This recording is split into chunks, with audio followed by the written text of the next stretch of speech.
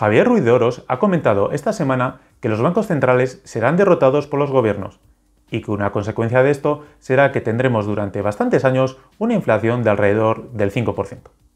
Nos dirá cómo invertir en esta situación y nos dará 3 oportunidades de inversión que ven el mercado ahora mismo. Venga, empezamos. Hola y bienvenido.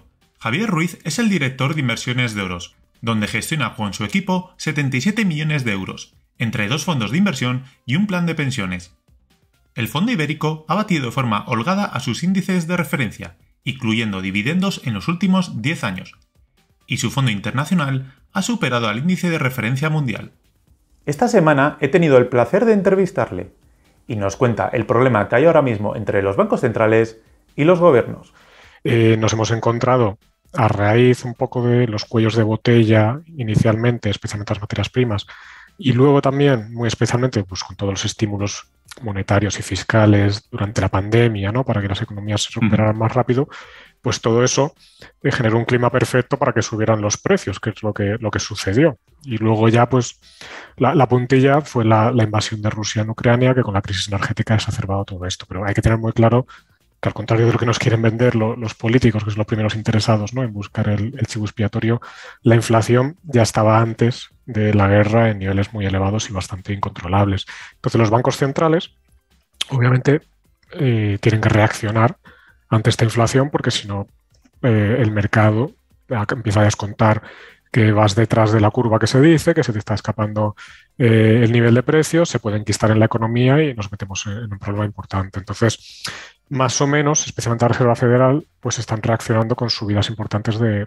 tipos de interés. En el caso de la Fed, pues la subida está siendo la más importante de las últimas décadas, que te dice mucho de lo preocupado que está Jerome Powell y su equipo con los niveles actuales de la inflación. Entonces, bueno, tenemos por un lado esa voluntad teórica de los bancos centrales de contener la inflación, pero por otro lado, como decías, fruto también de estos precios elevados y los cuellos de botella y demás, pues tenemos un entorno cada vez más recesivo. De hecho, la voluntad propia de la Reserva Federal, y lo ha dicho Jerome Powell, es descarrilar la economía para que baje la inflación. Necesitas que pinche la demanda de alguna manera, y subiendo los tipos, pues desactivas un poco el mecanismo de expansión crediticia y todo eso te va impactando en la economía.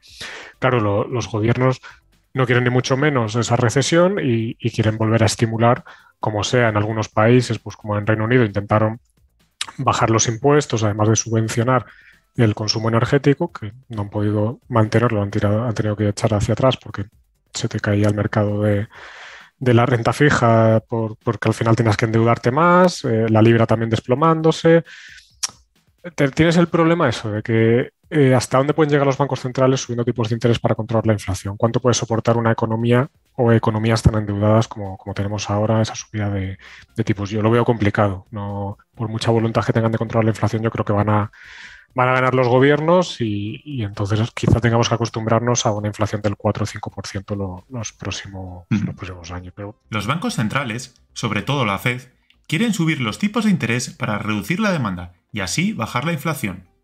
Pero bajar la demanda frena la economía, hasta el punto de poder provocar una recesión, lo que implica también un aumento del paro, cosa que no quieren los gobiernos, que no quieren perder votos en las siguientes elecciones. Javier Ruiz considera que finalmente los gobiernos conseguirán que los bancos centrales no suban tanto los tipos de interés, lo que facilitará una inflación del 4 o del 5% durante los próximos años. Aquí le pregunté si creía que el Banco Central Europeo podría subir los tipos de interés como la Reserva Federal. La Unión Europea tiene también el problema de que tiene economías que van a distinto ritmo y tienen las cuentas públicas, pues unos más ordenados y otros más desordenados. Lo de siempre que decimos de los países del norte, los mal llamados países ricos, y los países pobres, yo prefiero llamar responsables e irresponsables, ¿no? Los países del sur donde estamos nosotros también.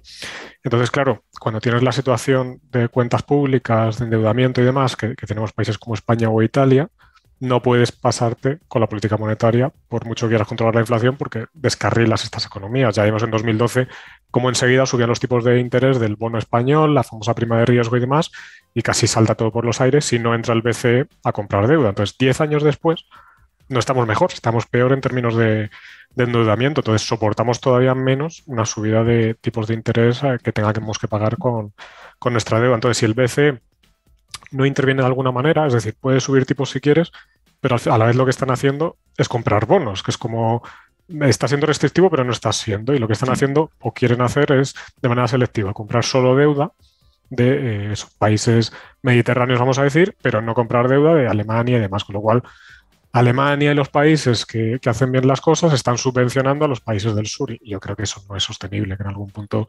alguien va a decir hasta aquí y o se hacen bien las cosas o a lo mejor la Unión Europea tendrá que reconfigurarse de alguna manera porque no lo veo sostenible. Claro. En la crisis del euro, el bono griego llegó a tener una rentabilidad superior al 25% en 2011, a la vez que la deuda griega no hacía más que aumentar. Que se paguen estas rentabilidades por un bono de un país se debe a que se veía a Grecia quebrada, sin poder devolver la deuda y fuera de la Unión Europea y del euro. Pero esto podría crear un efecto dominó y todos los países caerían detrás. La rentabilidad del bono italiano subía, como la del español, mientras que el bono alemán iba bajando su rentabilidad, que es lo normal, cuando bajan los tipos de interés. Entonces, el Eurostoxx cayó más de un 30%. La bolsa americana también cayó, a pesar de ser una crisis europea. El S&P 500 cayó más de un 15%. Ahora podemos ver cómo los bonos de la mayoría de los países están aumentando su rentabilidad.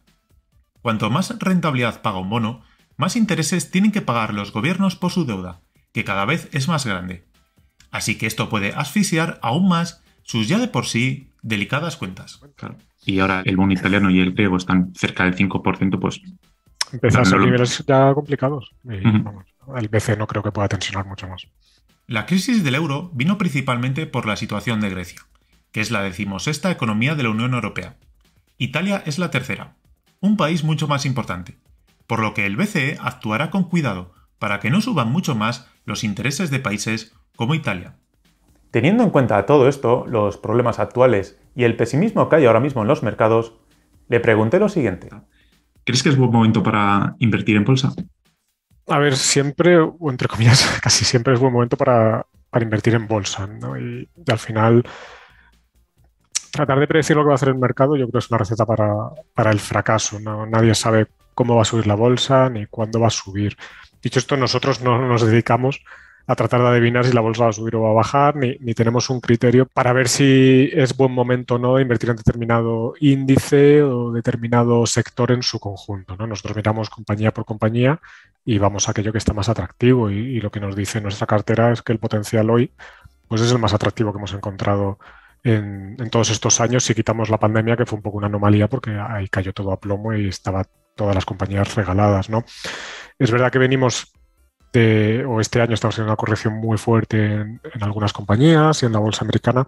Y bueno, históricamente tras caídas tan fuertes suele ser buen momento para invertir también en los índices, ¿no? En general, y quizá la bolsa americana pues ahora no está en las valoraciones tan exigentes en las que estaba hace unos meses y pues ahora no sea a priori mal momento, pero ya te digo, nosotros no miramos en ese sentido los mercados si van a subir o bajar ni nos preocupa ni mucho menos.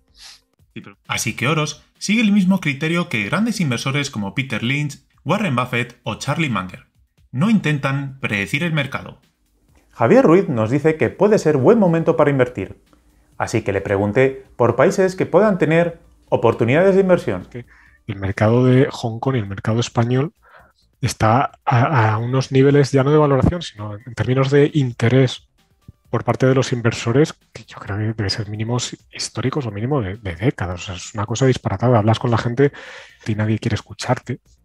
Entonces, sí. No hay interés, hay oportunidades. Es la otra lectura. Y igual aquí el potencial es disparatado en el caso de Iberia y en el caso de Hong Kong, pues eso, encontramos anomalías de valoración que no hemos encontrado ni en Japón, que me acuerdo que invertimos de manera importante en 2013, llegamos a tener un 20% de nuestra cartera porque veíamos esas discrepancias tan bestias entre lo que valían las compañías y a qué cotizaban. En Hong Kong es que es una cosa, y ahora es eso, Hong Kong es donde vemos las mayores ineficiencias que nos hemos encontrado en nuestra vida inversora, ¿no? ¿Qué pensaba la gente a principios de 2010 sobre invertir en Japón? Lo decíamos cuando invertíamos en aquel momento y explicábamos la tesis a la gente. Si es que tú miras los fondos para invertir en Asia, ¿cuántos tenían la etiqueta Asia ex Japan? O sea, te doy exposición a Asia, pero no te preocupes que no invierto en Japón. Pues lo que pasa un poco ahora, que nadie quiere España ni quiere Hong Kong. Y pues paciencia y ya está.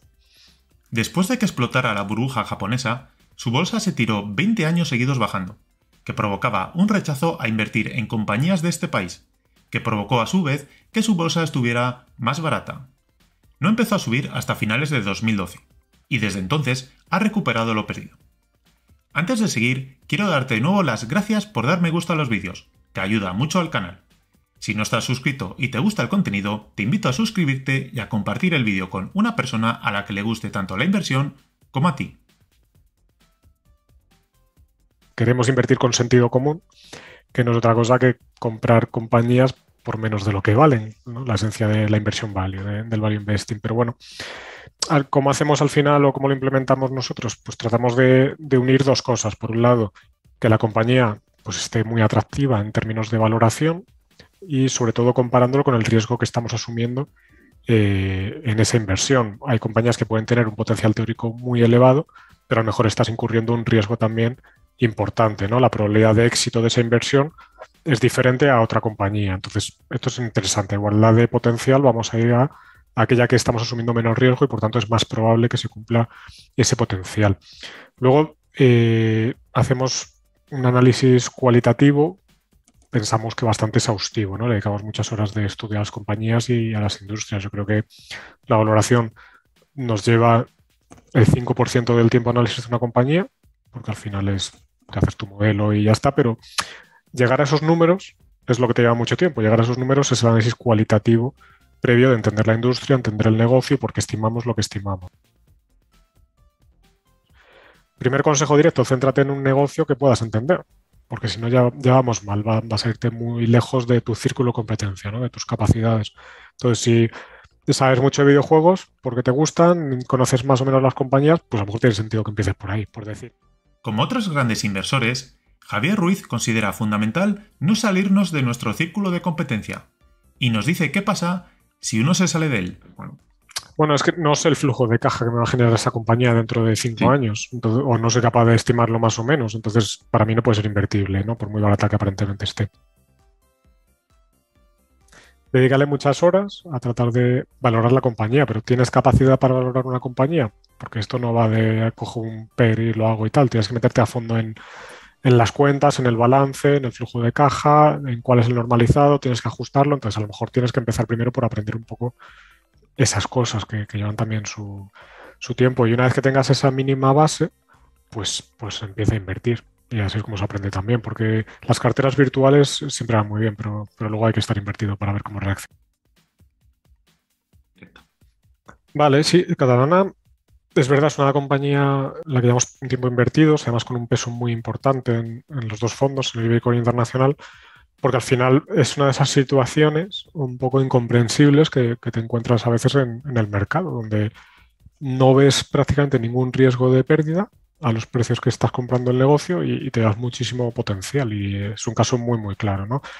Aquí, para que pues, los oyentes sepan un poco, Catalana Occidente tiene dos líneas de negocio muy, muy diferenciadas, y una que sería lo que todos conocemos seguramente, Catalana Occidente, que sería pues el ramo de negocio, los ramos de negocio tradicional de seguros, pues ramo de auto, ramo multirriesgos, especialmente hogar, ramo de salud, de cesos, etcétera, ¿no? La otra pata del negocio, menos conocida, sería el seguro de crédito, y esto pues sería cubrir a tus asegurados contra el riesgo de que sus clientes no le paguen.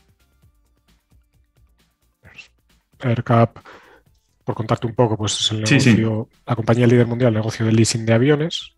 Compra aviones a Boeing, Airbus y luego se lo alquila a las aerolíneas, pues en promedio por 7 años, dependiendo del modelo, puede ser un poco más, un poco menos, y ya está, ¿no? Un negocio puro y duro de intermediación.